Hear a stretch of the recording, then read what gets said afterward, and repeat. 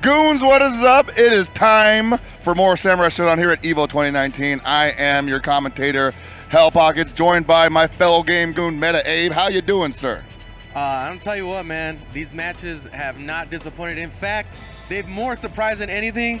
The skill set and skill level here is insane. And honestly, if you're not here experiencing what happened in the pool area, dude, insane matches went down over there. There's definitely some big casualties that happened out in the pool area. Yeah, we were talking about it a little bit before the stream with live. You said Shanghai actually had a gaff in the middle of there. We got sent down to losers because of it. Yeah, he definitely can definitely oppress with the godly fear of his abilities, but he was able to. He took a loss, you know. Took it out. And even Reynolds had a really close match in winners, and you see a lot of clutch and a lot of real small mistakes, honestly, that cost these people these matches. Well, you know, big damage is the name of the game, and so one mistake can definitely mean curtains for you. Yeah. We saw Chris G also go to losers by the hands of Infiltration, I believe. That's right. Wow. Yeah, I don't know how that pool ended up closing out, but really, really great matches that were played. And I didn't get to catch a lot of the stream, but I saw some matches that were getting played before. And we're in the area where every match is important, dude. Yeah. There's no matches like, yeah, you know, winner side, let me go get some popcorn or, you know, warm up some of the cheese. Go take a break real quick. Go to, let me see, call my mom. These matter. These are definitely the point where people are, they're feeling it, you know. They're feeling the pressure. They're feeling the intensity, you know, and they're scared. People are starting to show some fear because some of these guys are maniacs. Well, this game exposes your intentions more than any game I've ever seen. You know, if you have the confidence to pull through, the game will show that very obviously, right? And especially to your opponent who you're playing against. And that's something I was talking to Reynolds about. I was like, you know what, man? This game can show to other players very obviously when you're tilted. Yeah. You know, there's no escape. It's like, okay, you did a really bad mistake here, and now it's my turn, you know? Yeah, and it usually comes in the form of a with guard break. Yeah, wow, that's crazy. Stuff like that can happen, or even getting hit by a hard slash. Or a hard slash, you know. Specifically from Genjiro, because this dude takes almost half of your life with one move. Dude. Like I was watching some matches earlier on when there was a Tam Tam player against a Genjiro who got a really bad rage burst that would normally just tilt people. You know, put people just in that mindset and hard to get out of that. And he showed it. He showed that he was just not on his game, and then out of nowhere, reverses course 180 and pulls out the W. So we're seeing a little bit of both sides here, man. We're seeing some adaptation and we're seeing mental recovery all happening in real time.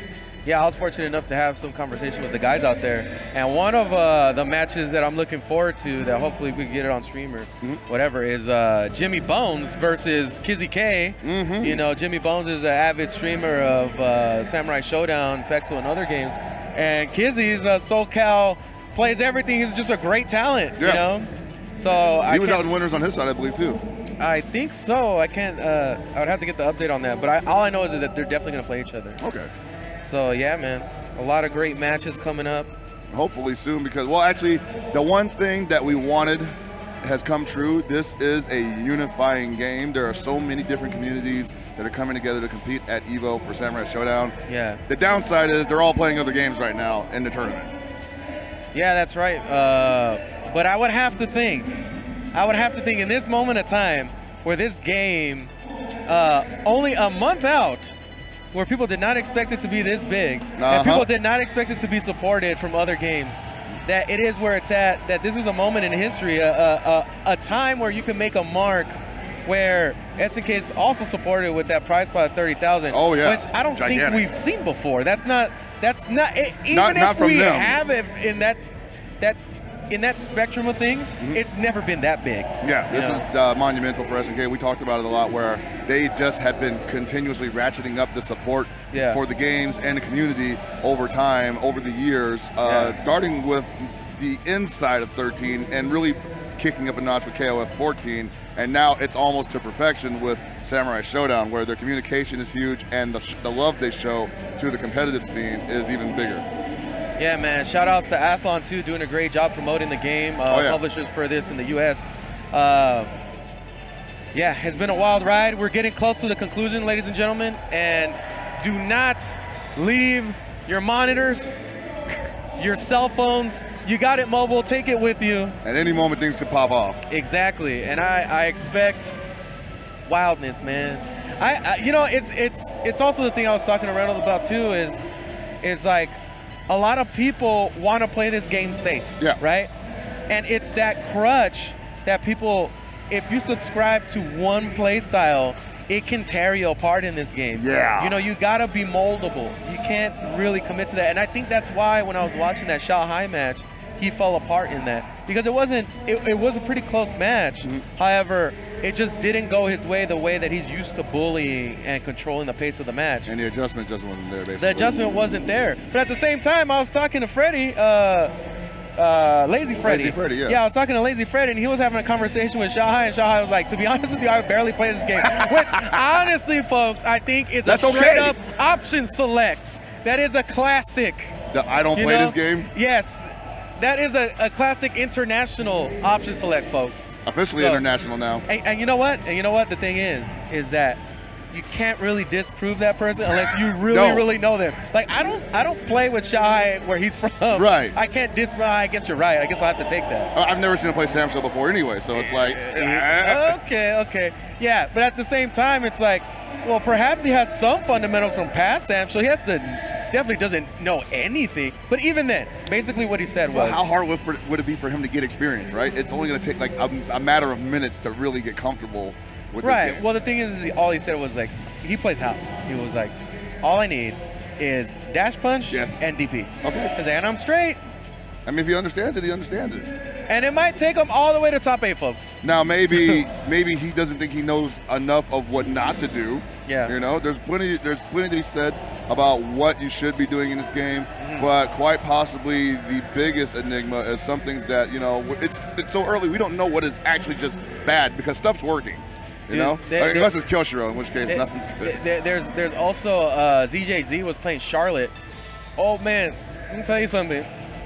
I feel like ZJZ is going to definitely put a lot of people on their heels because they're not prepared to deal with that very, very strong defensive play. And that's because he definitely doesn't risk anything. No. But that play style, I feel, is very taxing. Yeah. You know, and not a lot of people can keep that up. But ZJZ's a specialist at that. If you remember, when he played KOF 14 the last time it was here, this man basically did an Iron Man match all the way through the whole tournament. And this is no different because today, Samsho's been running from the morning all the way till 6 o'clock Pacific time.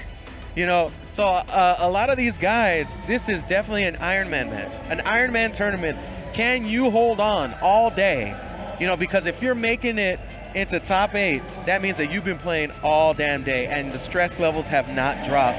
So you might see some crazy, you might see some big mistakes, and whoever can hold on for the longest, I feel, in my opinion, that's how that's going to play out today. Well, I can't wait to see it happen myself. You know, we got a good mix of players from different communities, like I mentioned before. The KOF players definitely know the endurance match as good as anybody else. Exactly. The Street Fighter players as well, and they're all here not necessarily to demonstrate who's the better community, but rather who's the better player in the newest game on the block.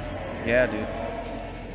Yeah, it's the blade of the community tournament players is getting sharper than it ever has today. Yeah. You know, because there's a lot that's going to get added to everybody else's gameplay after seeing what everybody else can do. And not only that, we're actually seeing the what it's doing to the actual smaller communities around the country, at least in America.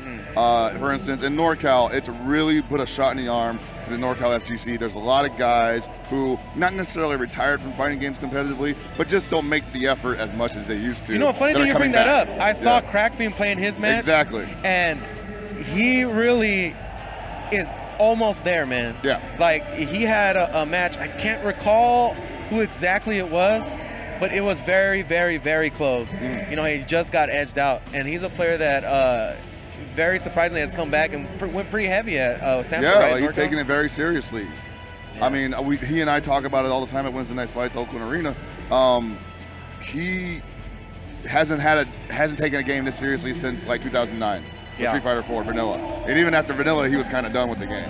Right. So to see him come back and having an asset like that in our community is not only great for the younger people coming in and the people that want to learn the game in itself, but it's just good to have like that representation.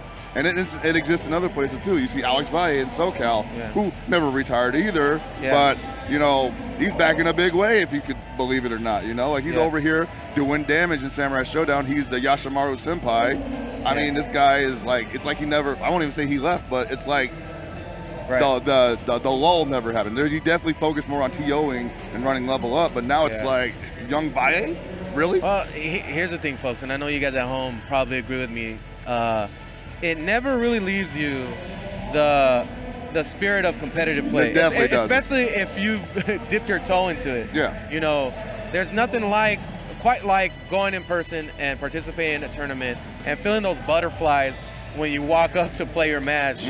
Where honestly, in tournament play, when you enter, it feels like anything could happen. There's never a moment closer to that than right before you play, right? Yep. Or when one thing goes well for you at the beginning of the match, you're like, I'm in there, you know what I mean? Yeah, you get real comfortable and then hopefully nothing bad happens. Suddenly, everything just gets ratcheted up to 11. You know, and there's something about that as a tournament player that can be addicting. You know, when you go away and you don't experience it for a while and then you come back and maybe you barely dip your toe into it, you remember what that was like. Yeah. And I feel like Sam Show is definitely that kind of game that happened to a lot of people that I haven't seen in the tournament scene for a while. Like, again, speaking in the SoCal community, or even in East Coast, I don't know what Henry Sen's been playing prior to Sam Show, but he came in, he's here playing Samurai Shodown here, and he's been playing over there at NOBC. So, these guys are coming back, man. Andy OCR in SoCal came out and he started playing again. Excellent. You know, I mean, it's kind of become not only a good, I would say it's a good gateway game to the FGC, you know, very easy to learn, but it's also become that we're not too old for this S8, you know, game. Or you could put it this way. It's a culmination of all your years of playing all these other games. Because a lot of us, which is weird, I've been paying attention on Twitter, everybody's 30. Like, everybody turned 30 this year, you know? And I was like, Jesus, all you guys just turned 30? I've seen you for like forever, in the scene since I can remember. Yeah, like how old were you then? I was like, damn, dude, I thought you were like 35. So I thought Punk turned 21 like years ago, honestly. Apparently just turned 21 this year. Like, I don't even know if Super Noon was trolling, but he said he was 20, and I was like, Jesus. Really? Yeah, everybody from there's people who are way too young. There's people who are way too old. You know? I'm definitely transferring into one of those. You know, I'm definitely too old. You're already there, brother. I'm already there. I got a 6-year-old kid. She's already better than me in Samurai Shodown. Yeah, man. Probably. Probably adopt the Hell Pocket style. She's going to use Rage Bust on the correct way. Do her a favor. Don't let her play Yashimaru? No. Don't let her play Kyoshiro. Oh my God, dude! So he did it. LeBron did it. I saw, and it did not go well on stream. Oh my God! I saw him take that L against Genjiro, but I didn't even know he was going to be here. Yeah, but well, I didn't know he was going to do it because I remember I called him out. I said, "Hey, man, you love Kyoshiro so much, you are attacking people for daring to besmirch the honor of Kyoshiro. You got to win EVO with him." He said he wasn't going to try, but he did it anyway. So yeah, well, at least he came out and he you know, put his money where his mouth is. Hey, you know, that's what it's about. And that's the thing, man. That's what this game's been able to do. Yeah. And what a crazy situation to think. Because again, I talked to head of Athlon, Trevor, one of the representatives over there, that came out to he actually brought the unit that had the Rimaru, right? Yeah, Rimaru. I'm thinking about Ricky Maru. That would be sick, dude. Dog, Ricky Maru in this game. Yeah, let's get that DLC going. Hey, SNK, baby. We're right there. You know what we want. I mean, why not, right? But yeah, he was saying how, like, the general feeling of this game, even from games media or journalists and stuff, is all positive. Yeah. It's just like, to a point that even they can't really break down. It's like, I don't know what it is about this game, but it's fun, dude. And that's the key thing that I see across the board, from competitive, casual, journalists, all say the same thing. It's a blast to play. It's great to watch. And I'm sure when we get on the house mic, we'll talk a little bit about that to the crowd out there. For sure, to the man. FGC hardcore. For sure. And I would say, like, it's like jumping out of a plane, man. You get that adrenaline high, and you're like, I could die at any moment right now. Yeah, exactly. And then you survive, or you don't actually die, and you just can't help but laugh. Yeah, man. Oh, boy. So you guys can't really see on screen right now, but our first, there it is. Oh, Koji Cock. They actually, oh my God, dude. Me and Randall were sitting next to each other watching Koji Cock play. Straight up. He thinks everybody's whack at this game. So if he loses this, he's definitely putting his foot in his mouth. Yeah, definitely. You know? And that wouldn't even be the first time. No. Randall has constantly put his foot in his mouth. However, over this period of time. However, folks, he's definitely willing to bet. He's willing to bet it all. And no, he is. And there's nobody that I've met so far, specifically in the SNK community, that has that level of confidence and can bring it at that skill level. Like, it's unmatched. Nobody believes in themselves as much as Reynolds. You know, this guy believes in himself so much he switched peripherals. He's no longer a stick player. He plays on Hitbox, sponsored by Hitbox here at EVO 2019. Well, guys, listen. I mean, you got to stack the deck. Yeah, you know, right? why take a risk? You want to win, stack the deck. And yes, Reynolds is playing Genjiro, and he says everybody's Genjiro's whack. I told you, man. Verbatim. I don't care if I quoted him wrong. That is verbatim. If you ever want to insult a player, just tell him that Reynolds said it. And nobody going to say nothing. You know why? No one's gonna say nothing. You know why? Because people who play against Reynolds, they know. Yeah, he's probably right. They know. It's like, you know what? He may have some warped idea because he's so talented as to how this game works. I'll just say it works for Reynolds. Yeah, it's just a riddle thing, man. Yeah, and Koji Cock coming up again. He had some great matches as well for himself. He beat Shahai. Really? I'm pretty sure that was the match that I watched. Koji Cock kind of a wild man himself. You know, plays KOF 14, got that nasty verse, and I feel like in a game like this, if he can get some dirt real early in the game, he's definitely gonna abuse it. Yeah, man, I can't wait for this matchup. I believe they both play Genjiro. I'm sure. I don't think we're gonna see the Hanzo tonight. No, man. No, Reynolds came to win. Oh, sweet button checks, baby. Here we go. You guys actually have a good chance of seeing some Charlotte coming up, too. Yeah. There's ZJZ plays a really, really good Charlotte. Jimmy Bones, another great Charlotte player. Shout outs to him. He's been doing a lot of stuff on his channel as well, supporting Samurai Shodown. All right, man. So what you're gonna see here is a clash of play styles. Yeah. Right. And ultimately, it's gonna boil down to how well, to be honest with me, how well Koji Cock can adapt to Reynolds' play style. Yeah. Because Reynolds is like a blanket, man. Like, he blankets you. And if Koji Cock can cut the eye holes out of the blanket, you know, he can wear Reynolds this whole match. I'm just saying, it's possible. Yes. They'll get some instructions at the last minute, apparently. I don't think this is real. Yeah, it can't be. They definitely act distracted. Yeah. Yeah, you better make sure those buttons are right, bro. He's like, No, none of that, please. I think they didn't want them to start right at that moment, and so they were telling them to hold up. We're waiting with bated breath, man. This is a really big deal for these folks.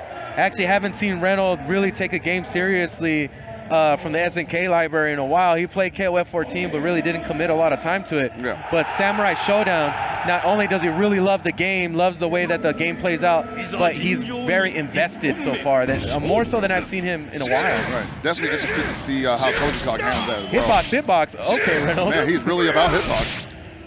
All right, this looks like... There's not no button check, I can guarantee that. All right, we're in there. Yep. Ooh, trade on the DP. Wow, he-haul. Koji Cock looks like he's trying to set something up there. Don't know, trying to kill some frames.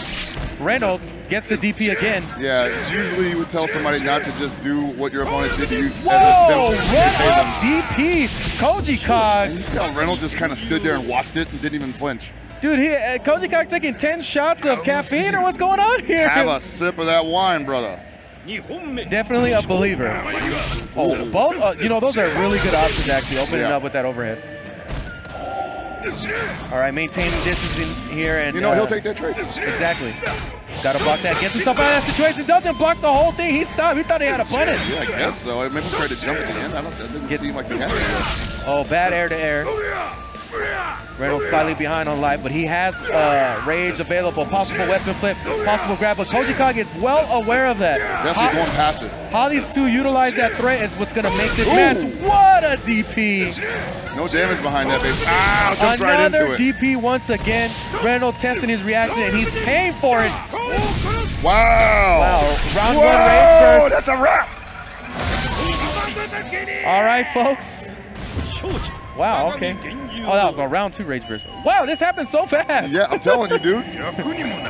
Reynolds already up one. All right. That's the kind of Eason you think you can get. Like, that's the golden key right there. Like, oh, man, I got Eason right after activating. That's all the damage. This match is getting played out blazing fast. You got all that high damage options, man. Slowly back off right at the beginning of the round. Challenges. Knows he has to block. And now you can imagine Koji Kag going to be a little less loose. Might even second guess some of his options. To be honest with you, they both went wild man on that first one. Yeah. A nice jump in there. Able to maintain that corner, but jumps right out. No punish. Wow, I don't know why he waited. Utilizing that down medium.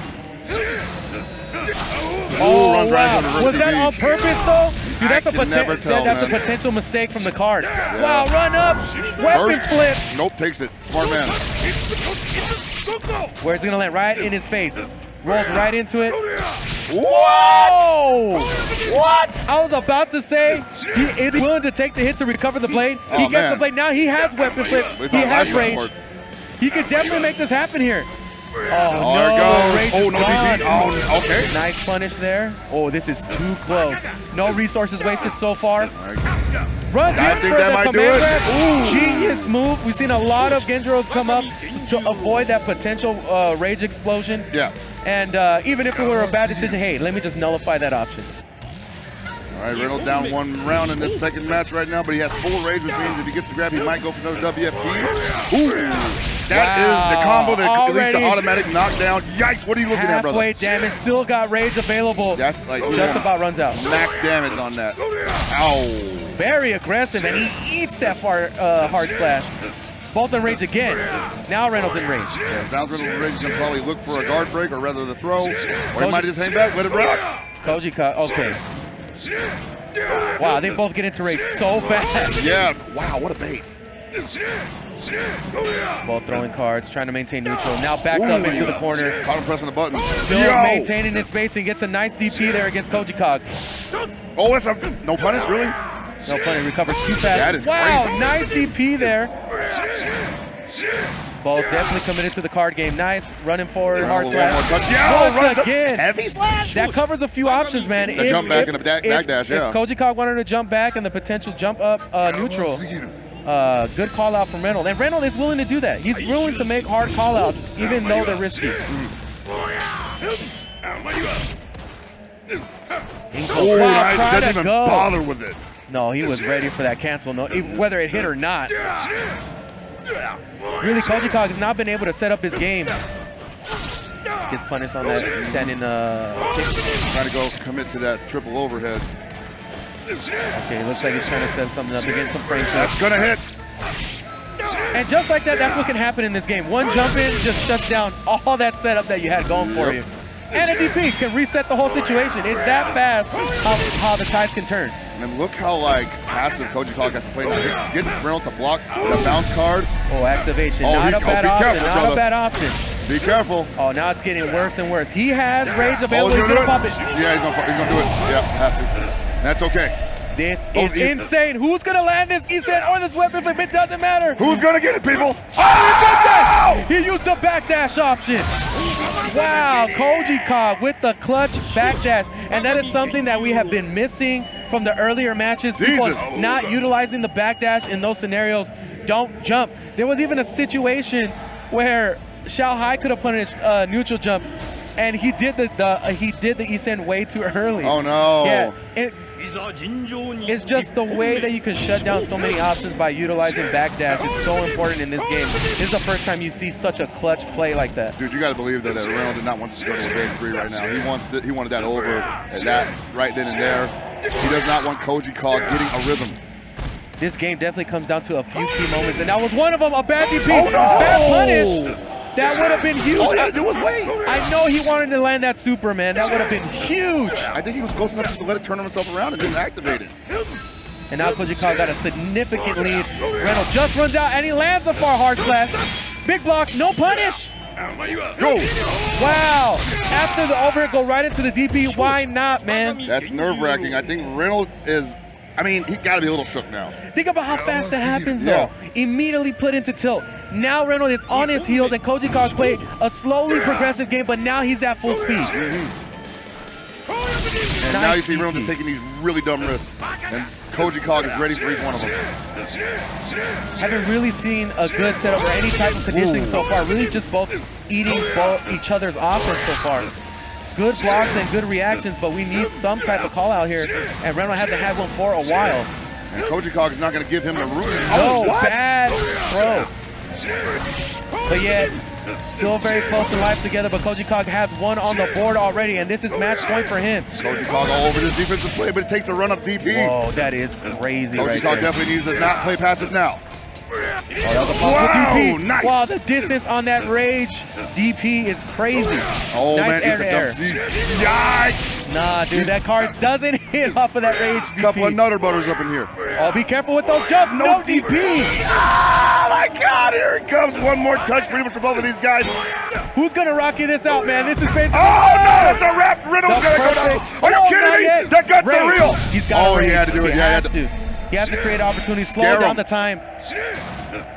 Anything could do it here. And he send a weapon flip, the potential for the run grab. He's got to perhaps maybe try to call out the backdash that he's looking for. Because that's what he got him at the end. Oh my God. I'm already going to blow my voice. We haven't even hit in-house mic. First match of top 32. Jesus Christ. This is insane.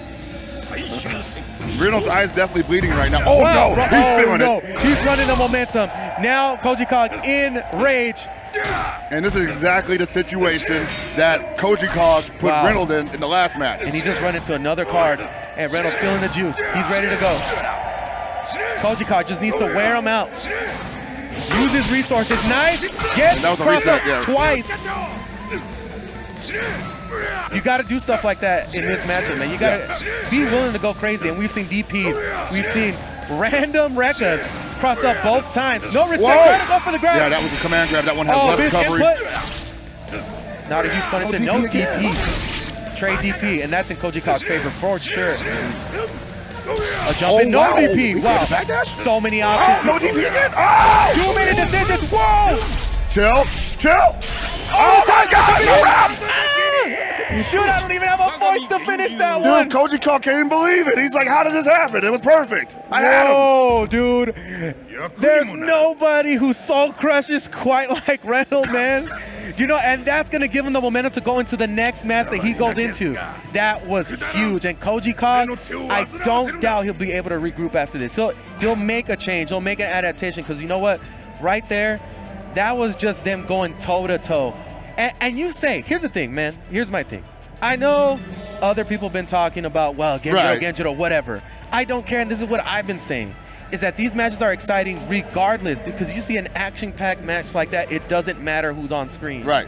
You know, the state of mind behind the character play is what's on display here. Exactly. I keep telling people that because this game is so simplistic and these characters are not like, you know, a reservoir of tech and knowledge, that it actually is going to have to come down to what you got going on up here. Like Choco Blanca say, it's going to reveal what you got inside, what you're capable of. That's right, folks. This game is about full-on commitment. And that's what you just saw at its highest level. They were both committing. And it's really who was able to hunker down and build some confidence in themselves. And that's huge. And speaking of confidence, another player that has a high level of confidence against another player that plays with a high level of confidence. We're not stopping. Is it a coincidence that these two guys are up here? No. You know, they don't question their play. They are committed to turning things around, and they don't give up, you know, because they believe in their ability.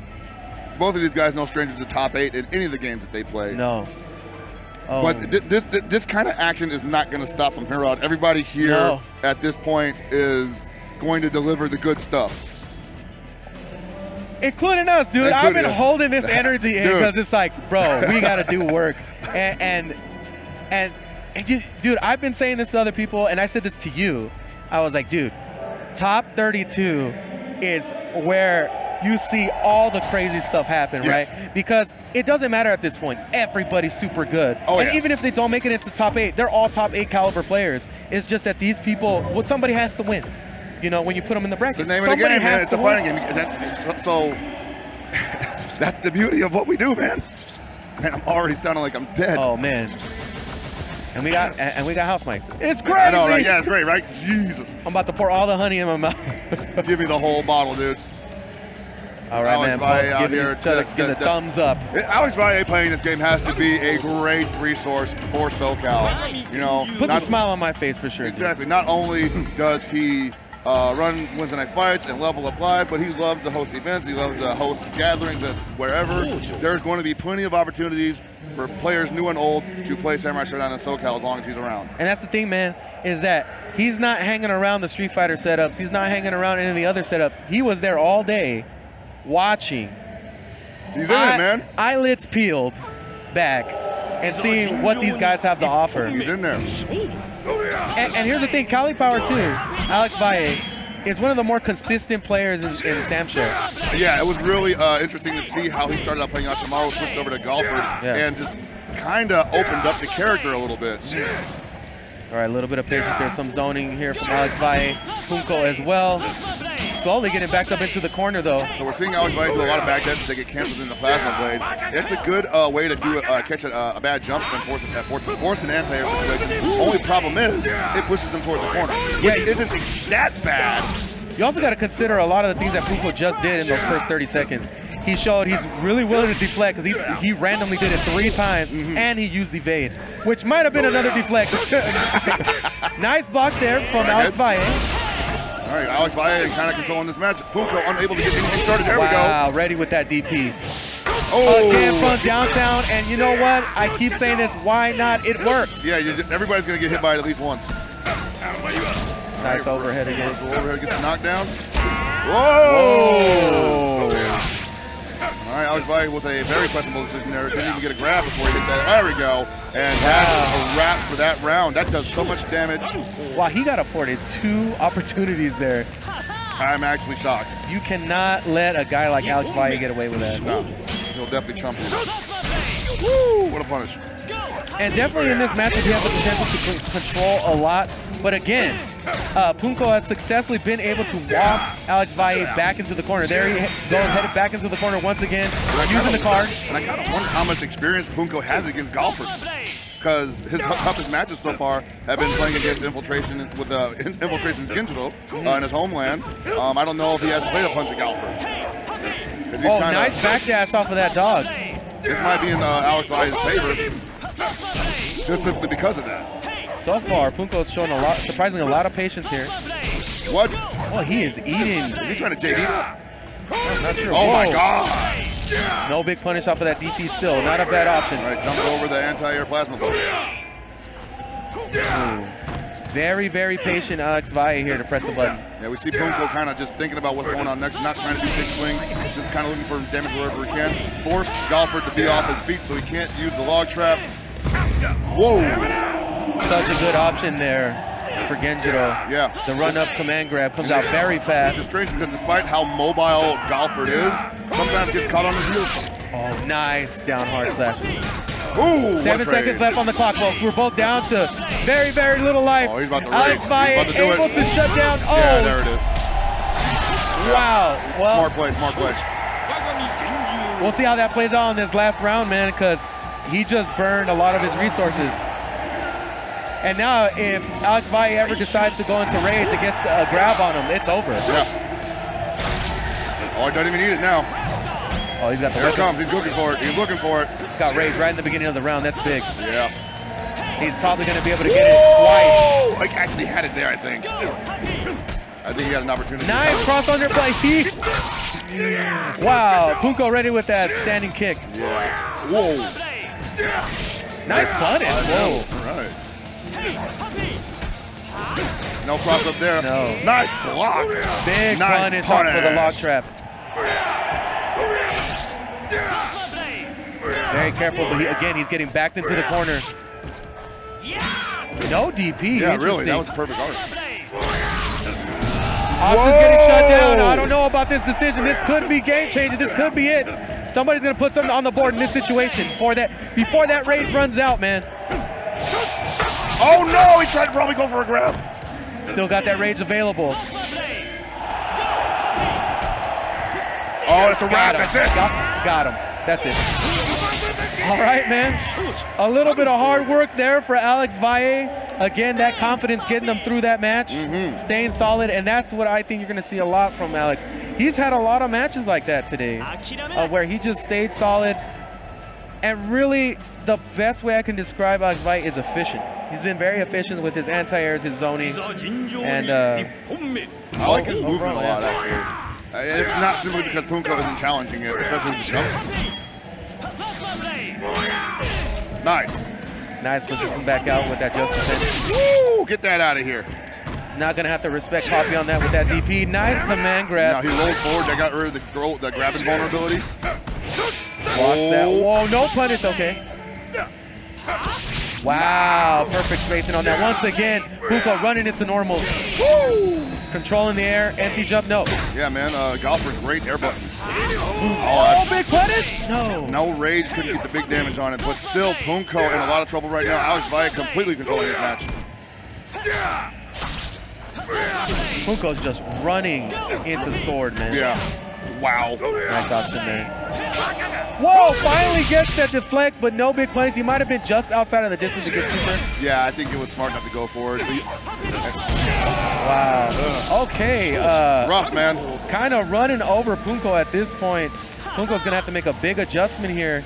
He still has his resources, but he's got to make that last into at least another round.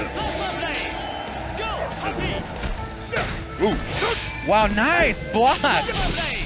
Alex Valle been consistently blocking that. Alex Valle showing that he's aware of it. You can't throw it too many times. He will react to it. Yeah, you got to give him different looks. Why was he? What? It's like he just stood up neutral. Yeah. Maybe it's like he hit the dog. Once again, Punko just running into stuff. Rage. It's gonna hurt. Whoa! That was so big. No DP. I think maybe he thinks that's possibly not the right angle for it. He doesn't want to go past him. And again, with an accidental reverse DP, he put he got a burst. Yeah. Oh man, this gets incrementally more difficult for Punko, even if he turns this around. Oh, actually, he had an East in there when he called the Poppy from neutral. Doesn't go for a weapon flip? Okay, well, he still gets it regardless. Right. He didn't have to. Yeah, Alex was not going to spend any resources there. Did not think it was prudent with the amount of life Punko had left, and Punko still didn't bother to go for either weapon flip or East, possibly because he thought that Alex Valle would pop the rage out of it. Now, basically, he has one option that he can't cover. If he gets grabbed and Alex is in rage, it's over. Yeah, it's weapon flip, and you got to believe if that weapon lands on the other side of the screen, Punko's not getting it back. All right, finally gets that over to connect, but doesn't finish it. Alex Valle actually looking pretty comfortable here. Punko backing up here. I don't think he wants to play that distance against Galford. It hasn't worked so far, which is interesting. I think instead of going in, perhaps maybe staying at a distance, like he kind of is right there, it's going to work out for him. He hasn't really forced Alex Valle to make a mistake. Right. Not a lot of characters can slug it out with Genshin. What? Again, doesn't finish a Rekka. Did he not believe in it? He missed the input? What's going on? Awesome. Woo, jump, hard slash. All right, don't get gripped. Again, Alex Valle slowing down the momentum every time Punko gets something going for himself. Another fireball landed on him. Wow. And really, just like you said, his movement is really changing the game here. He goes in and he goes back out. Oh, don't super. Maybe he didn't think he could overhead into nothing. Nice whip punish. Nice. Not a bad option here for Alex Valle. Oh my God. Oh no! That is. Give Punko an opportunity. He didn't know. This is still big. This is still big for Punko. He can make this happen. He can go into another round, no block. He usually punishes that, but 2 outside, 5 seconds left. There's nothing to stop the clock. Alex Valle almost going to take this. This could be match point, and he finally utilizes the double teleport overhead. Teleport smoke bomb. Oh, again, another player that gets to go into the next match with supreme confidence. Jesus, man, that was Guys, that's only been 2 matches. Knowledge is power. I don't think that he knew that the dog would do the Azuna drop in Rage. Well, the thing is, too, is like he hasn't really utilized that option a lot. No. So when he used it at the end, it was like, oh, yeah. Maybe I get a free East in here, right? Yeah. Wow. That was a crazy match. So, folks, like I said, you got maybe 2 minutes. Go grab another brewski. Make yourself another drink right now. But run back, because Justin Wong is coming back up here. And another player. Again, these guys that play with a lot of confidence, man. And this is my first time seeing Justin Wong play this weekend. I have not seen one match from him all weekend, but I know that the man, since Sam Show came out, has been the one to beat here in America. Chris G did it at Defend the North, but I still don't think Justin Wong is ready to let go of the title of King of the Hill currently. You know, he tries to come off like, hey man, I'm just here to play this game. You know, hey, not trying to mess with anybody. I just really like this game. We're all buddies here, right? Yeah. And then he just annihilates dudes. Yeah, right. He makes you feel bad. You should have never been playing fighting games. What's wrong with you? You know, he's that kind of guy. I wonder who he's running now, because for a moment he was singing the praises of Charlotte, but we did not see him run Charlotte at Defend the North. Instead, he stuck with Tam Tam. If he sticks with Tam Tam in this situation, I kind of wonder if he's discovered something that he didn't know before, because his Tam Tam play wasn't enough to beat Chris G's Halmer. And honestly, I didn't get to see a lot of Justin Wong's matches here at EVO. I didn't see him. For a second, I honestly thought he wasn't playing. I mean, I knew that couldn't be true, but he was a phantom, a shadow. Yeah. All right, we're going to have to pay some bills real quick, so why don't you bear with us while we roll through them and get these guys ready to play their match. Roll them. Geico Gaming, the gods, they have been, for a couple years now, really putting their backs into supporting the FGC, running their own events, supporting our events, and just generally being a really great partners, man. Partner, basically, yeah. I think they're like one of the first big companies that really decided to believe in the FGC. It's been paying off, so shout out to them.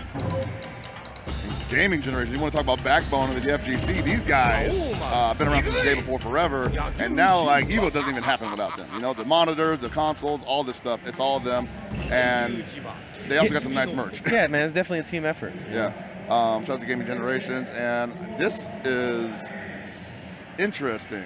I don't use a pad, but I've always wanted to have a custom colored pad. Controller chaos, baby. Yeah, that's an Ahegal pad? Jesus. 10% off with the promo code. Yeah, and EVO's own custom designs elevate your game with promo code EVO. Save 10% off at Controller Chaos. Wow, those are really nice colors. Yeah, pretty clean. I like the design. Baby, let me tell you something. I've been hurting my back all my life. I need myself a DX racer. That 20% off is going to go a long way for me and a long way for you guys. You know, protect your backs, because you know what? It goes out pretty quick, guys. Might be even in your late 20s when it goes out. At any moment. Really important, guys. You can save 20% off with the EVO code, or code EVO 2019, and get an upgrade to an auto lock caster. Ooh. That sounds nice. All right, it looks like our competitors are ready to spill each other's blood. That's the only way you can describe it. It's not even a slugfest. It is a stab fest. It's crazy. It shouldn't be legal. But before that, according to our helpers over there, we're going to go to a commercial break. We are going to go to a commercial break? Wow, the audacity of the production staff. All right, folks. Guys, sit tight, get a beer or whatever you feel like drinking, and we are going to show one of the most awesome matches that we've seen here all day.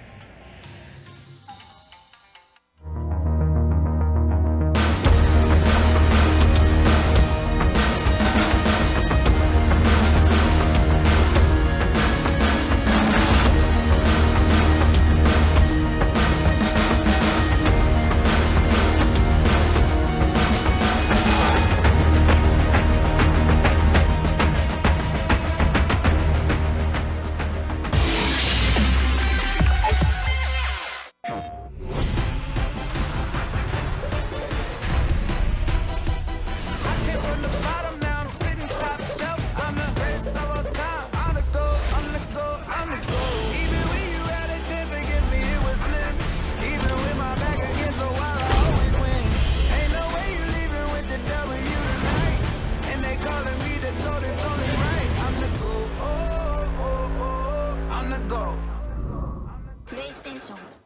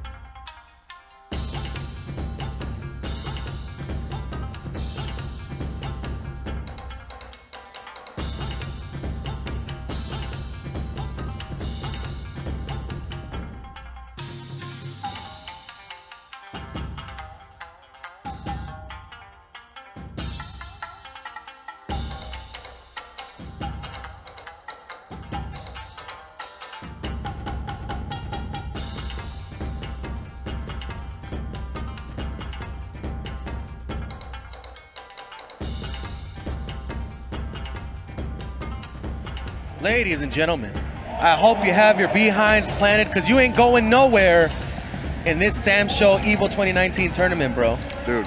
Where are you going? Stay down. There's so many things to watch here at EVO 2019, but I'd be lying if I didn't say that Samurai Shodown is easily top 3 spectacle. Top 3 spectacle. And by top 3 spectacle, I mean it's a #1 spectacle. You were watching straight fundamentals. You were watching OGs doing what OGs do, like it's 2003 all over again. And you were watching Justin Wong versus someone I don't recognize, unfortunately. But hopefully he can give him a great match run for his money. It's literally the total package. I'll tell you what, dude. If I was a fighter pilot, I would not need the mechanism that makes my seat eject. All I need is to watch Samurai Shodown Top 32 to get me out of my seat and out of that plane when it's gonna crash. Dude, I actually almost knocked over the table during the Reynolds and Koji Cog match. I'm sorry for that, guys. Ooh, this is gonna be a really interesting matchup here. If this is real, we have a Charlotte versus a Tam Tam. Oh boy, stuck with Tam Tam, I guess, huh? So, yeah, like we said before the break, Justin Wong definitely was singing the praises of Charlotte fairly recently. Yeah. But I think we still yet to see him employ her full-time in a tournament. I don't know, though, man. This is pretty tough. Like, Tam Tam can really control a lot of this match. I'm just thinking, like, you know, since he has experience with Charlotte, he definitely should be feeling comfortable here. Okay, actually, Jay Wong is the one that's running Tam Tam. Okay. Yeah. Kainuma. Kainuma. Okay, choosing to use that neutral kick to try to close the distance here. Gonna have to be really creative in how to get up close and start some of Charlotte's game. Already in, though. Already got Jay Wong in the corner. Nice jump back there from Justin Wong. Once again, slowing down this game. Wow! Whoa, what is swinging up? Great option there. Well, it doesn't seem to be deterring him from his game plan, nonetheless. Both in rage. Again, Justin Wong doesn't have to get too crazy here. He's been very patient despite taking a little bit of hits here and there. Nice whiff punish, though. And that was very systematic of Jay Wong. And the thing is, man, is Kainuma's going to have to take a lot of risks. And that's the type of stuff that Justin Wong loves to play against, people who take a lot of risks. He doesn't have to do that. This dude is lame AF. Once again, choosing the right spots and still connecting. Kainuma backed him up into the corner, but optimal distance, he is not. Ooh, I can't believe she didn't hit a button up there. Kainuma getting wow, and that run under on where? just nullified all that work that Kainuma was setting up. Yeah, positioning, right? Yes. Yeah. Oh, big punish, no! Really? Are you serious? Why Whoa, no punish from Justin Wong, though. Both missing opportunities here. He legit could have did anything out of that missed jump back H. He could have did run up WFT. I would have to feel that Justin Wong is feeling supremely confident because this has not been rather difficult for him. He's sticking to his game, and Kainuma has not really challenged anything that Justin Wong's Tam Tam has been able to deliver. Kainuma going back to character select. I assume he's got at least 4 or 5 characters on the deck. You think? I don't know. This I don't know. I haven't seen a lot of counter. Well, okay. This is a good counter. Tam Tam can't really mess with Yashimaru's air buttons. Yeah. Yashimaru's in the air all the time. Yeah, and it's gonna definitely have to be an adaptation from Justin Wong because the way you control the screen with Yashimaru definitely has to affect the way Tam Tam approaches as well. Basically, what you're saying. Yeah, so he's not even no reason for him to even move forward basically, unless he wants to bait Justin into taking a swing. Yeah, and there's just very specific angles that Yashimaru can really control that Justin Wong has to really hard commit to get there. And really, Kainuma could just hang back right now. Well, he could have if he had the life leads. Ooh, what a great read from Justin Wong.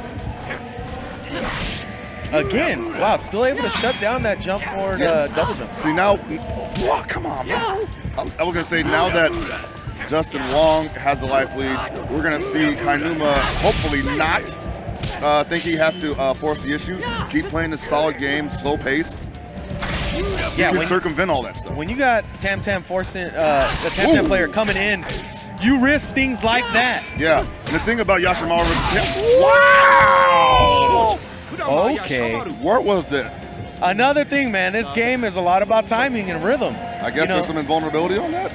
potentially Kainuma was able to press the right button at the right time. Yeah, run C. All right. Already a change of pace in this different character selection. The thing about Yashimaru versus Tam is that it forces Tam to make some preemptive jump air-to-airs. Right. So that means once he puts him into the mindset that he feels like he has to counter it, that's when Yashimaru can start staying on the ground, maybe baiting him into some situations like that. And that's going to be a bonus. Ooh. Yeah, Wintry Gus has got no rage, so he can't follow up. Basically, this character selection has really... Oh, no, it doesn't, Chris. That was nice. And no big punish. Nice. That was nice. So the interesting thing about that is that if he had actually inputted that dash while the animation was happening, it would have got eaten.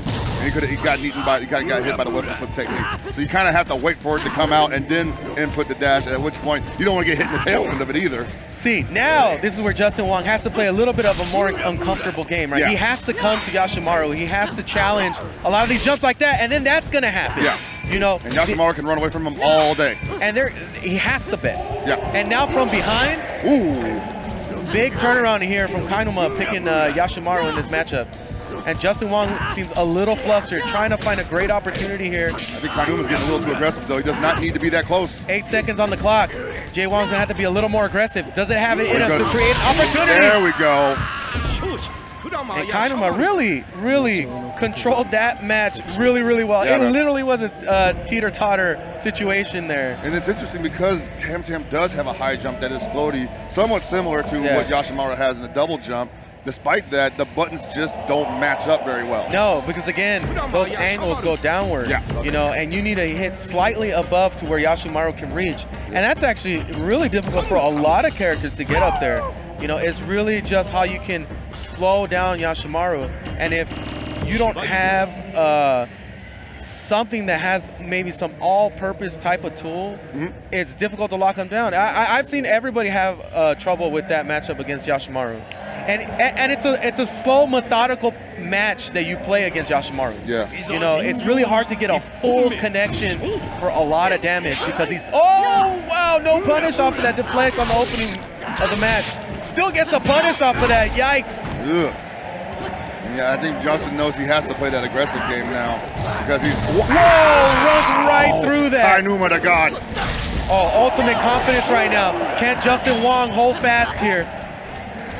Put your seatbelt on here, folks. You're going to see some craziness. Tam has weapon flip capabilities, and it lands. Yep. He's right on top. Right in front of him, but that don't mean nothing. That don't mean nothing. He couldn't pick it up anyways. Yeah. He can't take a hit. He would have had to really square up and box this dude out. Exactly, and he can do that. You know, the unarmed attacks are pretty good with hitboxes versus armed attacks. But that was a significant lead that he had against him. Yeah. All right, one on the board for Justin Wong. Match point. Very specific spacing here. Nobody wants to commit just yet. Who's going to make the first move? Wow. Chooses to create some opportunity potentially. Uses the just defend blowback. Ooh, baits out a jump. All right, gets a punish. Ooh, uses the evade. No punish. Oh, there we go. Get what you can. And now Justin going back to that lame game. This is very slow. Nice. He's found the rhythm. He's found the angles. He wants to play at that angle once more. He's going to stay there. He's not going to risk it anymore. Justin Wong has a big lead, and this is match point for him. That was horrible. Kainuma had to take a huge risk there. Yeah. What? Wow. No weapon flip? Does that work? Does that work? No, he doesn't want weapon flip. That weapon flip is terrible. Regardless, he could have ESN. He had better options to do. Yeah. Yeah. That was interesting. I don't know why he did that. Either way, it didn't work out for him. No, it didn't. Yeah. Now, you know me. I'm a huge fan of the Rage Buzzsaw. He didn't use it once after activating Rage. That's great against someone who's never seen that before. Wow, well, Justin Wong really flipped that around and really able to slow down that gameplay. Right? Yeah. Oh, dude. I mean, that's the thing about that matchup specifically is that Yashimaru has to play his game, and his game totally benefits him in that situation. Him trying to stand up and slug it out with Tam, I mean, it's not terrible, but it's not where he's going to excel at either, you know? It's really weird that Kainuma really changed so much of his gameplay style in that last match because he was so dominant before. Yeah. And it's not really anything that Justin Wong really forced out of him. It's just he eventually got a pretty good lead, and then it forced Kainuma to really commit. Yeah. But yeah, we saw some pretty risky moves towards the end, and definitely got tilted. That's how it be, though, man. Oh, boy, we got one of your boys up there. Oh, we got NorCal's. Well, I'm NorCal's finest. Oh, you're about to drop it on him, bro. Just drop it on him. Or do you say that about everybody from NorCal? Got NorCal's. Exposed. This guy got everybody in NorCal's finest. We got NorCal's finest Ja Rule on stage versus Shodown. Oh, wow. Okay. Put some respect on this man's name. That's LPN on stage right now. One of the biggest supporters of the NorCal FGC. Definitely has been keeping the flag flying around a time that things were a little bit quiet. You know, we talk about Crack Fiend and how he's back in a major way. Well, that's his business partner, basically. That's the guy who got him back out there, somewhat for Street Fighter V, got him involved with doing things like running events. They run a series called NorCal Rivals. And they're talking about doing something like that for Sam Show now. Okay. So I'm really excited to see that. But thanks to LPN, NorCal has not yet gone peacefully into the night. And a brilliant competitor in his own right also. Well, he might be risking going peacefully into the night going against Xiaohai, because Xiaohai is beyond a competent competitor. This man is considered a god in other games. I mean, how many matches have we called the Xiaohai where we almost just lost our voice, right? I don't know, but I feel like this might be another one. His reactions are unrivaled, and basically, like I told you earlier, God, I keep forgetting. Lazy Freddy. Lazy Freddy had the conversation with him saying that he basically all he needed was run up punch and DP to be successful in this game, and he's already this far. So it's nasty, dude. When you got fundamentals and reactions like that, I mean, you will go far. This is a man that has fundamentals, reactions, and can pick people apart. Also, the mental fortitude, which is a big thing about these games, right? It's mental strength. Like how long you can last. And we said already, it's an Iron Man tournament. Yeah. You know, you got to be able to keep about your wits. That's a problem for LP, man. That guy definitely cracks. He gasses. If you see him yawn on stage, it's a wrap. Oh, no. If he yawns, that's one yawn. That's it. Oh. Oh. What do we got here, folks? What do we got at the character selection screen? I know Xiaohai's been running Haomaru. Oh, we got a Haomaru versus Genjiro. Okay. Opens up with the medium slash. That's right, LPN running Genjiro. He was running Earthquake for a time, but LPN definitely like to play the field. If he loses this match, I would not be surprised possibly if he goes to character select. Would not recommend it, but... You know what? Honestly, I doubt it. Genjiro's that good. Yeah, I know. That's what I'm saying. Would not recommend it. Hey! All right, a little bit of zone here from Xiaohai. Yep. Gonna represent that run punch, but no, he gets the run-up grab. Now, Genjiro already in rage. It's the first round, so he's probably liable to get away with a couple of those. But in the second round, I doubt he is not going to get one chance to throw medium slash into CDP. Oh, that's going to hurt. And just as the rage runs out, too. Okay, still a close match. No punish off of that run punch. I'm actually surprised he did not just weapon flip him after he had his back. He had him in the back and he just went for kick, DP. All right, again, representing that run-up punch. It's been working out really well for him. And when Xiaohai sees that you have no answer to that, he's going to continue to do it. And yet LPN connects the craziness with the Rekkas. A DP, speaking of craziness. Yeah, seriously, they both got one. Hey. Okay, we're getting a little wild here, folks. Genjiro in rage. Yeah, see, I don't think... missed input potential. Interesting enough, I don't think Xiaohai would try to punish far C block with a weapon. He'd probably do run 6-6A. Challenging those not real block strings. Run up punch once again. He's definitely run up punch is one of those things where you can really see what a person's willing to do against that right after. Well, you could get a good read off of him. Well, you're about to get a good read off of Xiaohai because you know he does not block 5K. Wow, connects the weapon. You gotta do it, brother. Very scary situation. Gets these in. Is he gonna rage? Yeah. Yes. It's okay. It's okay. Wow. Both in rage. Potential E-Sen coming. Potential weapon flip. What are you doing? That's a good vibe. Wow. I don't know what he was trying to buffer there or what. Nobody home? Tried to call him a chump, basically. Maybe. even if LPN was stuck something out, he probably would have beat that. I don't know why anybody would do that, period, Chris. I don't know what weird strat you're trying to come up with. But no, that was crazy. No, I'm just saying, it would have got stuffed is what I'm saying. There was no reason to do it. That was not a good move. And here we are, Xiaohai backed himself into the corner. Now having he to gets go to do that for free. Into DP. Nobody has rage. Nobody has rage explosion. This is going to be a straight up match here. Nice DP from Xiaohai. Oh my God. DP, nice punish once again. You can't rage that, so it's over. He's got him in the corner. Yep. LPN, can he fight himself out of this? Well, get one on the board potentially. Trying to give him some space here. I'm not sure what he's looking for. Definitely had all that pressure and the life lead. Maybe he just didn't want to be anywhere near. He's got a pretty huge life lead. Why would he put himself in there? Look what happened there. He just ate 30%. That's the only thing I was about to say. Yeah, he just probably didn't want to be anywhere near that big damage. Wow. And LPN with a dash heavy slash takes out the back jump from Xiaohai, and he's nonplussed. That was a risky option, but a hard call out from LPN. LPN trying to flex on camera. We see you. Xiaohai not looking too worried about this situation. You know, I think he played that all right. It's just that he backed up but didn't have a game plan with how to keep LPN from approaching. Didn't throw any hurricanes. Didn't really throw any. He kind of did dash punch, but so what?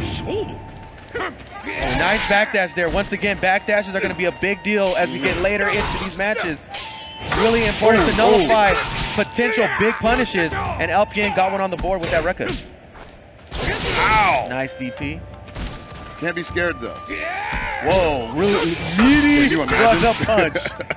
Did not work. Can you imagine if that was plus afterwards? Jesus. Oh, no cancel on that overhead. LPN mounting quite a significant lead here. Xiaohai in rage. Got to be really careful here. Wow, doesn't block the whole thing. Weapon flick could be a huge problem if he gets it off. Oh, God. Is that too high? No, it's too high. He overjumped it. That's crazy. Still has it available. Still an option. Oh, what? He did it again. He tried to bait a backdash.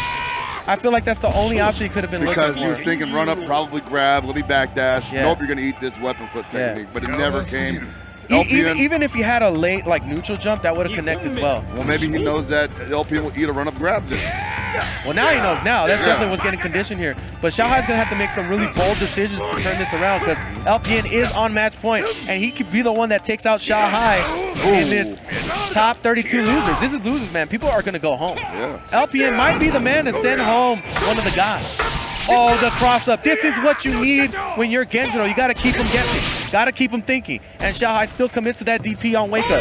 Still got him thinking. Nice punish. Yeah, Hamaru just a little bit more, I won't say honest, but not as wild with his maneuvers as Genjiro can be. Being very choice about his DPs here. That's not going to hit. That's ooh, wow, okay. He did a light slash version because if he did C version, he definitely got He burst. Still has rage. You can see LPN may potentially try to make that rock, but Xiaohai sets such a lead. Oh! He's going to play a little conservative, but tries to get that far hard slash. He's going to do it? No, that's right. Light slash. Light slash. Definitely do not want to leave yourself swinging. May see LPN possibly investing into the next match, and here we go. And they both got full-blown resources. We're going to see a full resource match here. Now, the interesting thing is, technically, Genjiro can fall victim to the same burst bait as Hamaru does, but in an unbreakable situation. Nice challenge there from Xiaohai. I wonder if Xiaohai recognizes it, will that become a factor? There we go, see some hurricanes. Well, the thing is here is Hamaru can definitely set up that whole run grab, run punch situation that's really difficult to deal with. You see him backdash after that to see what LPN's doing. Now he's going to have a different option right after. No punish there. Xiaohai's trying to really make a read off of LPN because this is going to be big. Now he's in range. No DP. Oh, nice choice going off of the light DP. Wasn't ready for the punish though. Good post here. DP trade, yes, he converts off of that trade. He's done it before, I've seen him do it earlier. What? I don't know if that was accidental or what, but it works out LPN's favor. He's got him in the corner. Oh, not the kill yet. DP, what a crazy man. This is to put one on the board. This is the longest match we've commentated. He wants time. Match point once again for LPN. This could really put the nail in the coffin to Xiaohai, but Xiaohai's patient. He's got the reactions. He's waiting for some no DP there. Wow. And LPN made the bet there. And now we're here at 1-1, folks. Stay glued to your seats. Strap in. All right. We could see, I'm going to say it's definitely an upset if LPN gets this, man. If he gets it, it's definitely an upset considering the accolades both of these guys achieved. Xiaohai, internationally well known to be just a beast in almost any game he plays. If people were betting on this match in Vegas, they'd put 100% on Xiaohai. 100%? Yes, man. Damn. Yes. All right. I'm agreeing with you. Definitely. I'm just saying that the turnout on this match is crazy. Yeah. LPN showing what he's worth. Yeah, well, I don't know. He's going to have to show him something else now.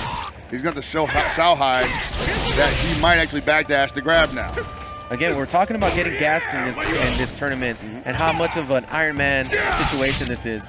And we got to see LPN turn it up a notch. And he finally gets the cancel off of the overhead. He had been letting it rock the entire match, right? Yeah, he hadn't been able to cancel it, really.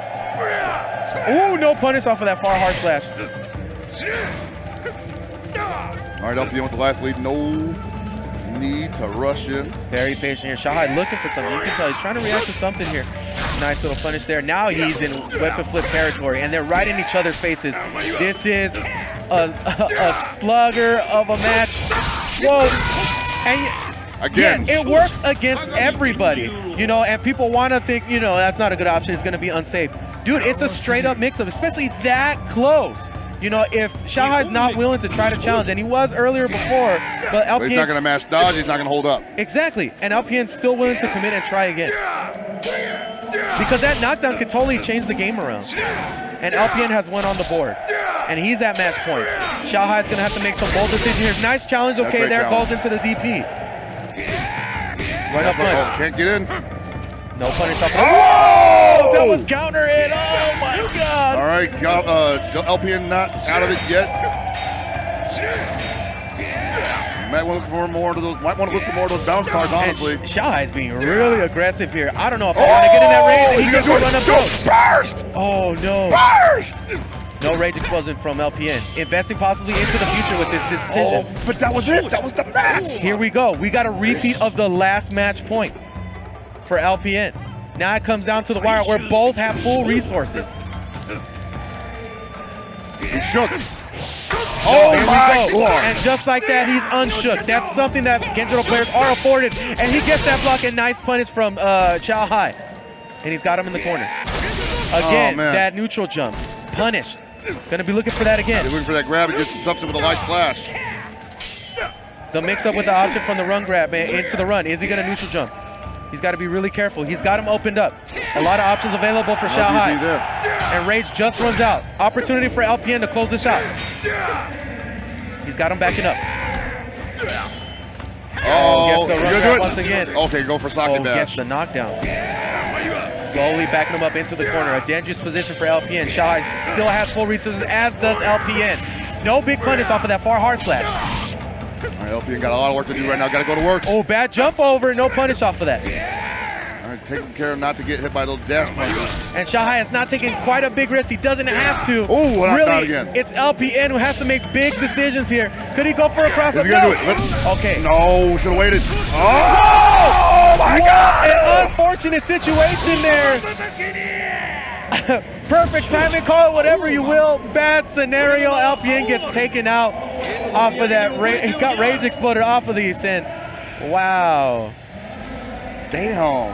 And that gassed my brain. Xiaohai still playing solid though. Moving on. LPN, hey man, one of your boys going home. That's why did he just rage explode on the CDP? You got all day to do it, brother. Sorry. Just had to get that out of my system. You lost another one. Another pour one out for LPN.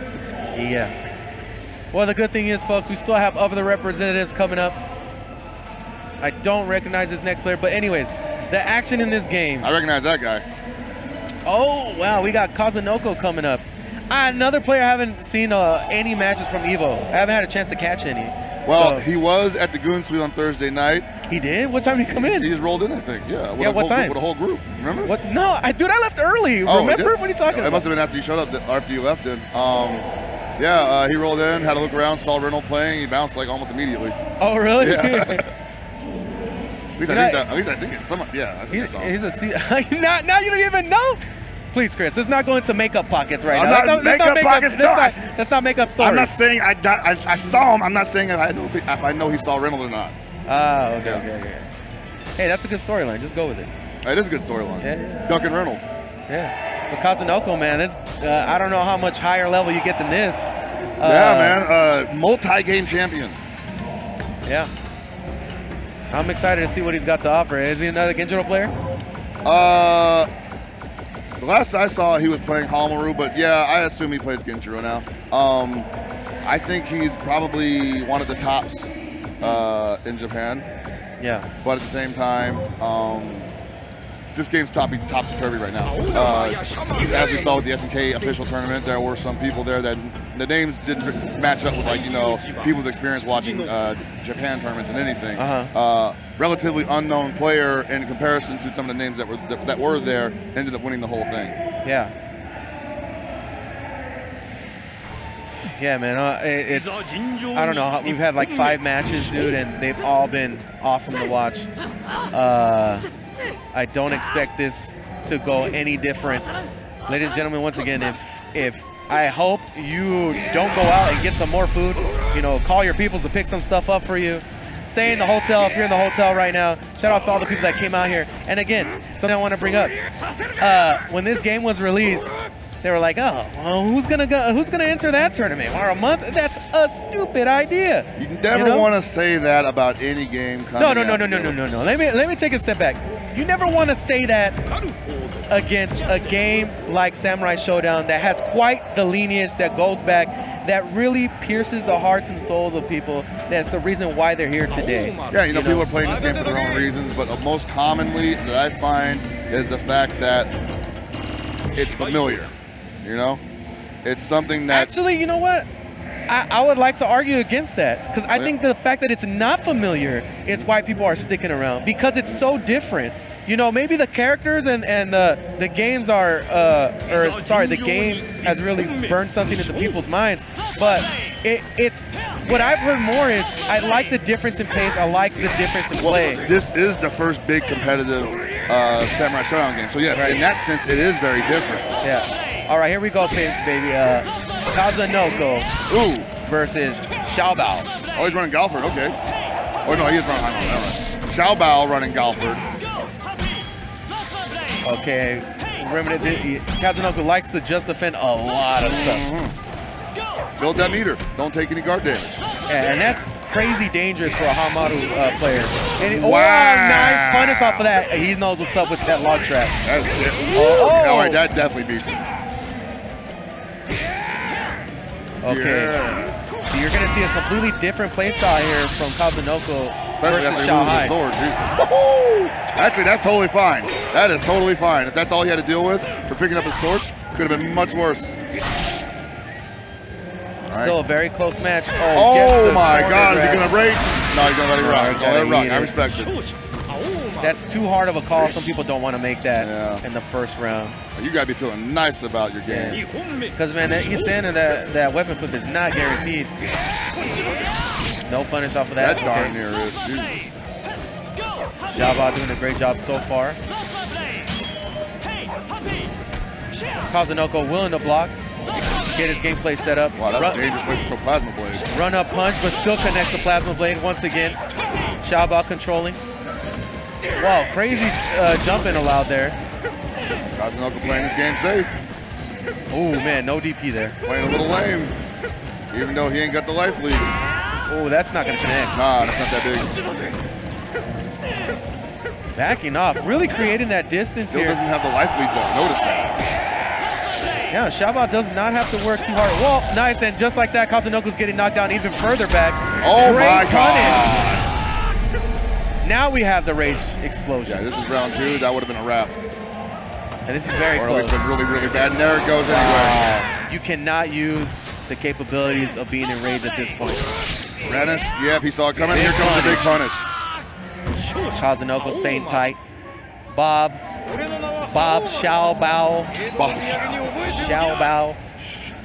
That's a great name. Yeah, no, he Xiaobao definitely had some opportunity there that he exploited, but I think ultimately it came down to Kazunoko's understanding of what he wanted to do. Yeah. You know? Ooh, runner. Oh! No big punish there, interesting. Yeah, when you whip that grab, that universal grab, it takes forever to get back to neutral. interesting thing here is Kazunoko's not willing to go into the DP. I wonder if he's that scared of the rage explosion that early in the match. Yeah, or he's definitely not trying to do that no more. Is that gonna hit? Ooh, yes, jumps right over it. Nice. And that can be the equalizer. No, he can pick that up, definitely. Woo! That's definitely worth taking that hit. Yeah.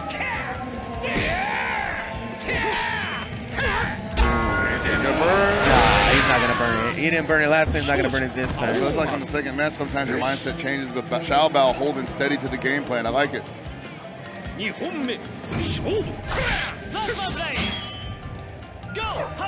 Oh, no big punish on it. Well, he did get the grab.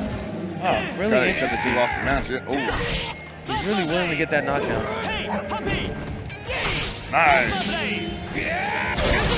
Oh, I guess the DP there. A little bit too much air time. Now Shodown trying to be aggressive here. Oh my God. Big punish. Yeah, that's starting to get old, man. Oh, man. Starting to get stale. Kazunoko at this point has nothing to worry about. God. And just like that, takes that match. Man, they took the overlay off the screen so quickly. Like, get him out of here. We're like, all right, guys, we need to stuff in another match. Thank you, Kazunoko. And Shodown, I don't know if that was winner, you know? Yeah, I didn't notice what they said in the overlay. Wow. Kazunoko, powerful man. Much respect to him. Yeah, folks. Again, some of these players have yet to be severely challenged. I can't wait to see when Kazunoko faces somebody at his level that challenges him. Because what I love to see here is these top level players start to crumble a little bit. And you're gonna see that. It's gonna happen. There's no way to avoid it. You're gonna see your favorite player lose their footing and fall. Somebody. This game literally bleeds it out of you. Eventually somebody cracks, you know? Yeah. There's no absolute safe position to be in. That's the scary part, you know? Yeah. You're always in the jungle. Absolutely, man. And when you're in the jungle, it's hard to see where you're at. Yep. It could be dark. You need a light. And sometimes when you just aim that blade just in the right direction, you will see that in that reflection, it is Genjiro. And it's coming at you from behind, and you better duck. Yeah, you know, definitely with that cross-up. Oh, my God. Yeah, so, again, different play styles, clashing. Yeah. A lot of hard work that Shodown had to do in that last match. And Kazunoko really was able to play his game, didn't sweat too much, and pretty much cleaned that up rather quickly. Yeah, we saw Shodown actually have the same kind of time early on. He didn't have to change his game plan up too much until it began to cost him almost all of his health meter.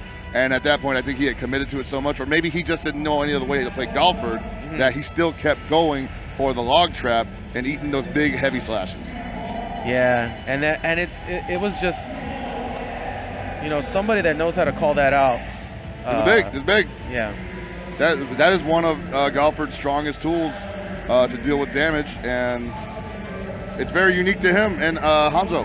So yeah, and definitely another thing is how the strong characters. Nobody was willing to make this bet in this tournament so far to try to go with this low tier characters. At least anybody that's made it this far, you don't see any surprises. Yeah. You know? A lot of Genjiros and Hamarus. But I think we're going to see some surprises closer to top 8, because now we're going to start seeing who's actually studying, who's actually seeing what do these not so well-known characters have on these top tiers. And who exactly, what character is that going to be? Well, I mean, obviously, I would think Yashimaru would be good to deal with Genjiro, Tam Tam, even Charlotte. Yeah, but those characters are good, bro. They're solidified in the tournament scene. They're solidified. Like, I think maybe the only ones he's a monkey that's close to maybe been moving up and down in the ranks is probably Yashimaru. That's what I mean.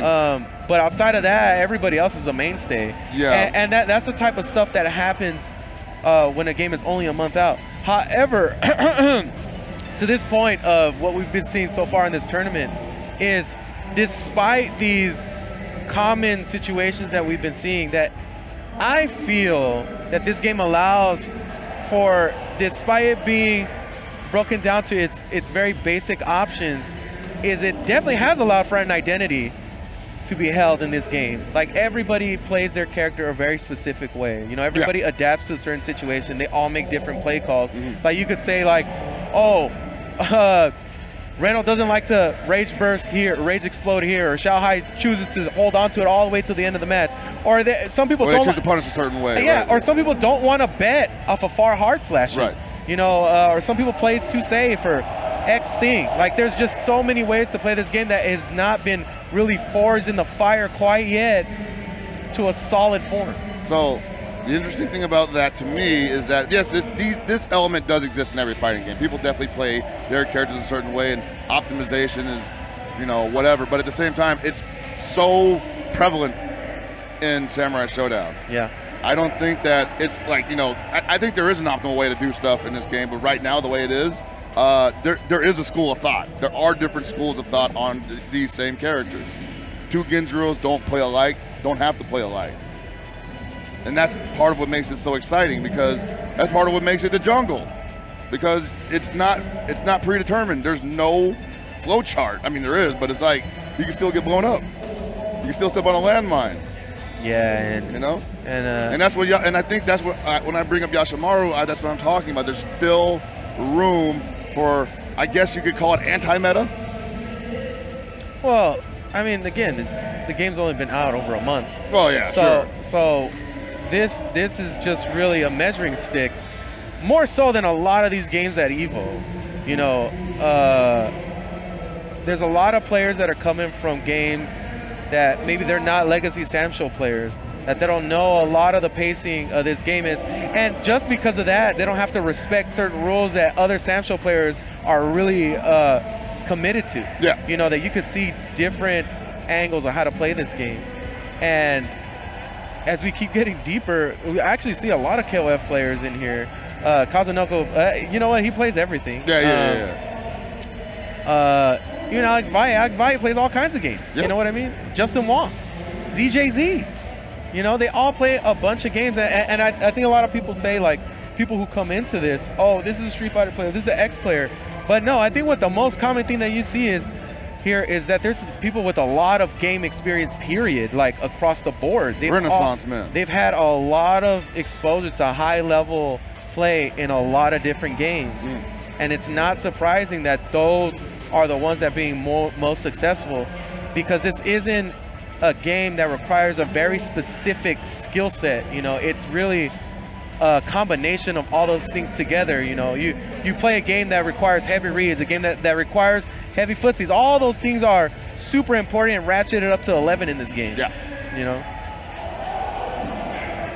It's fun it's also fun to play. Yeah. Yeah, dude. Yeah, it's fun.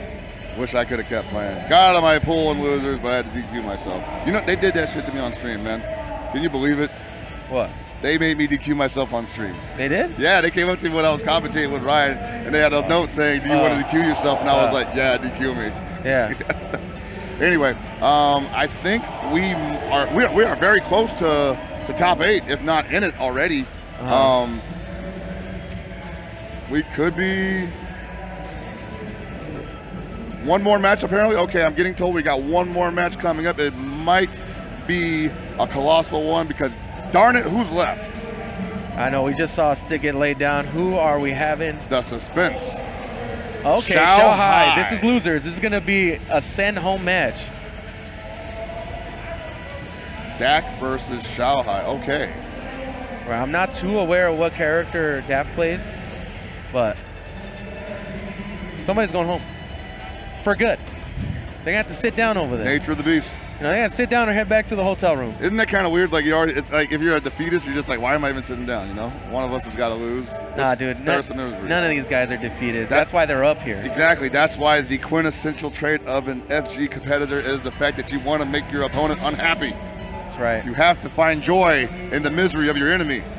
Yeah, What is best in life? There was definitely a point in time, right, that I don't know if Xiaohai still got that level of fear put into people. Where it was like, just the fact that he's sitting down next to me, you already get a buff there. Oh, you know what I mean? Man, 100%. You know, we'll see. We'll see if it's there could be an age difference. Oh, geez, that's not water. Thank you, sir. Yeah, brother. I mean, dude, this is what we've been waiting for. You know? Like, this is like, and not necessarily like, you know, all year or anything like that. Like, it feels like we've been at this for months already. Yeah. Taking their time at the button check selection. This is going to be the last match, I believe, before we hit into top 8 territory. Yep. We've got a KOF 94 shirt on, I believe. Yeah. Oh. It all began in 94. Is that a... See, I don't know if they do this in other countries, but here, you wear a Metallica shirt. It's just to be ironic. Do you think that he's doing that? You think he's wearing an ironic, hey. Ironic KOF shirt? This game that a lot of people haven't played in my generation, you think he plays that? You telling me that's the dad fighting game? The dad bod of fighting games? No, it's like the reverse respect. Like, oh, you like Metallica too? Not really, dude. Not really. I just like the band album covers. I just wanted to tell all my friends I shopped at the swap meet and I got myself a cool shirt, and you know, that gets. By the way, happy birthday to James Hetfield. By the way, definitely watches fighting games for sure. For sure, man. All right, didn't just waste my breath on that. Daft versus Kwamba Xiaohai. Okay, we got a Yoshitora player. I haven't had one so far in this sit down. Yeah, Japan's been running out there with the Yoshitoras, man. Already very aggressive with Xiaohai. Yuna was telling me earlier over where he's at, a lot of those anime players have been running Yoshitora because, you know, he's kind of gelling with them really well. Yeah. Well, it's cool, man. He's got all those swords. 7 swords, bro. 7 swords, the hair, the ignorant, jump heavy. Yeah, I could tell that people that really love yogurt and getting those stamps to get the 7th free one, that's definitely for Yoshitora. Yeah, Yoshitora players, they all love yogurt. Gotta get a stamp every day. All right, so far, back and forth. Kwamba Xiaohai a lot more aggressive in this match than we've seen him before. Perhaps instilled confidence from the last victory that he had. Yeah, Daft getting lit up over here. Woo! Yoshitora in rage.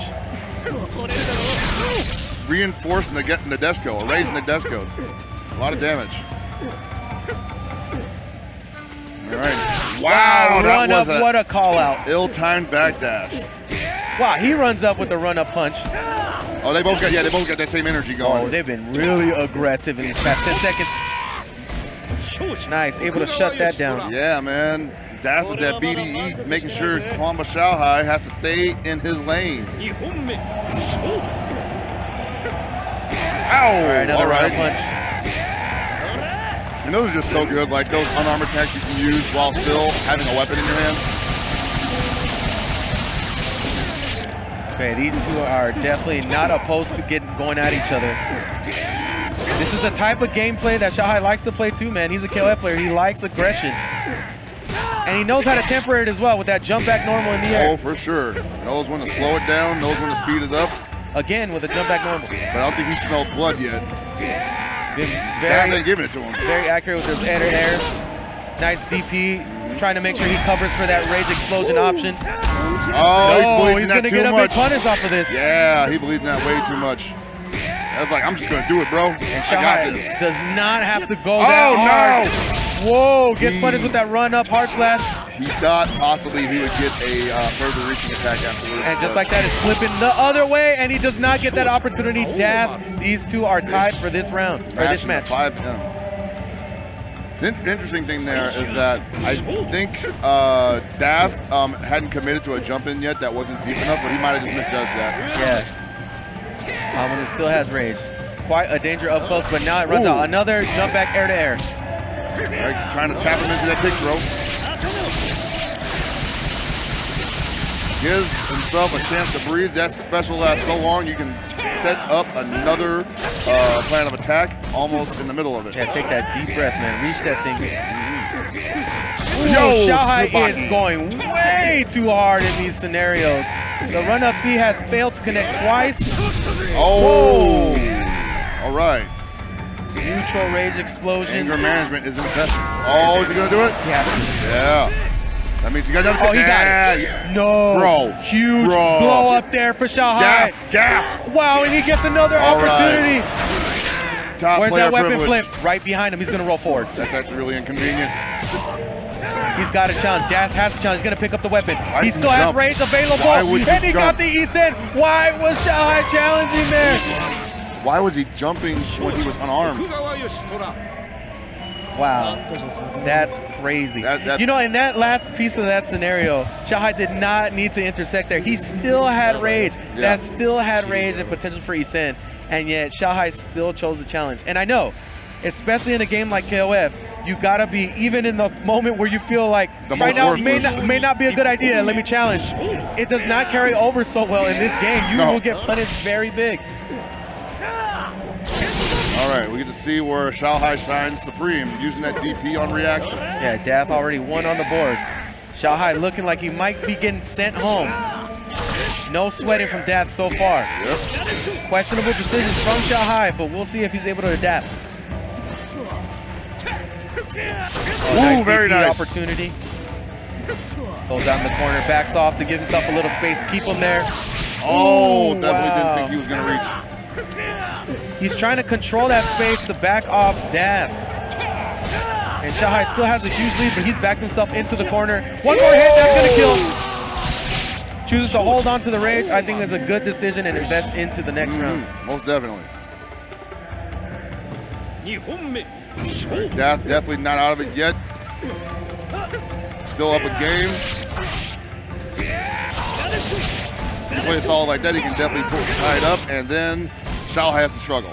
Yeah, and you've seen Xiaohai has been taking a lot of risks so far that he doesn't necessarily have to. He hasn't really committed to the conditioning opportunity of this situation. But then again, another great conversion. When you got conversions like that, you can turn the game completely around. Yeah, it's not really about conditioning. It's about being able to pick your spot when you get it.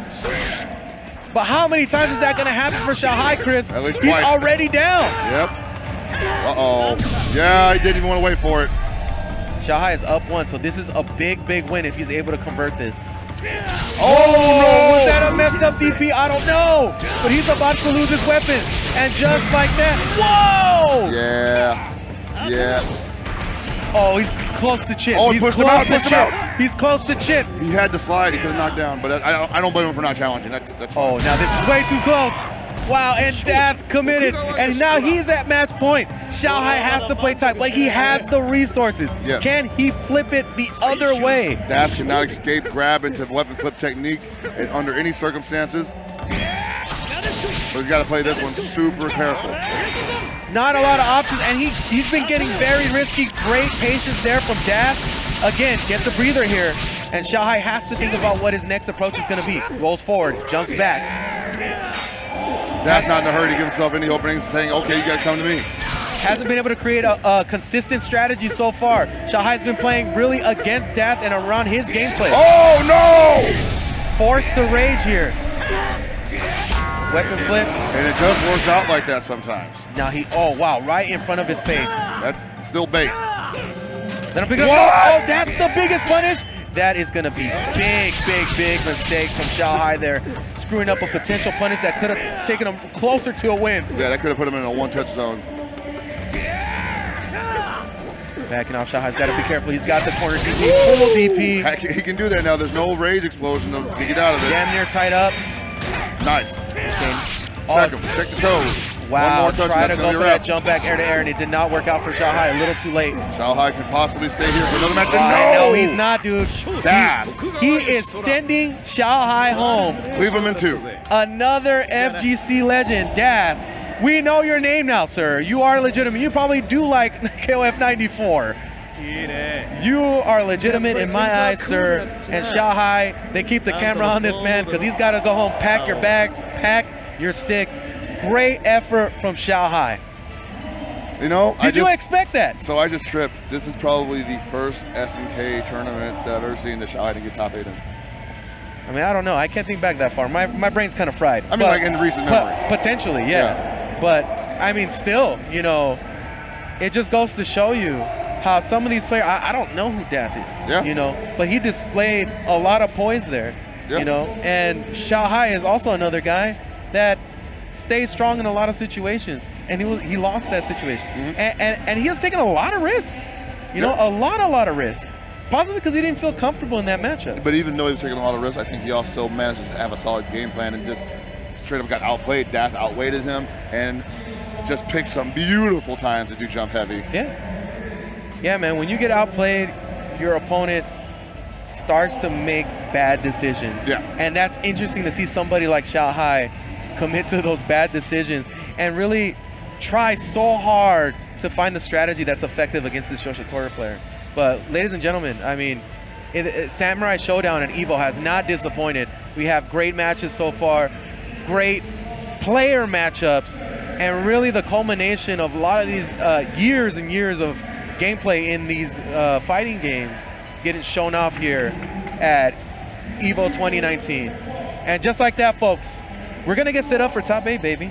It's time. We're going into top 8, and we're going to go, before that, we're going to go into a commercial break, and we'll have your new set of commentators and us somewhere else. Somewhere else watching from the wings. Y'all have a good time. We'll see you later. Thank you guys, folks. Have a good one.